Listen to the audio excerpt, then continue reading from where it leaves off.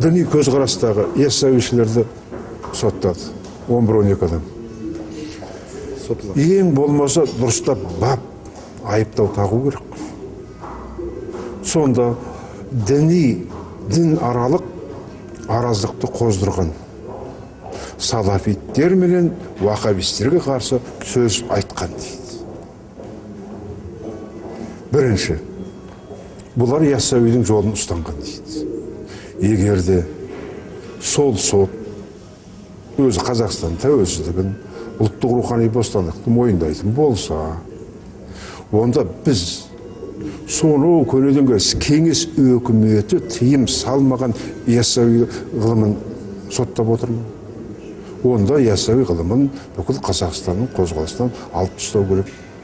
Ұлтшылдықты қоздырады, діншілдікті қоздырады деп, ең бірінші яссауидің ғылымын жою керек.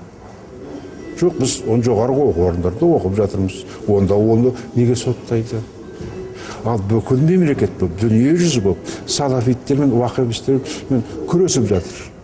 Оларды террорлық діни ағым дейді.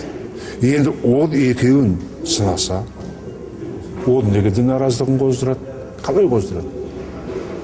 Ал мемлекет сол екеуімен күресіп отырса, онда сол мемлекеттің орнына күресіп отырған адамдарды неге сотқа тартады? Неге соттайды?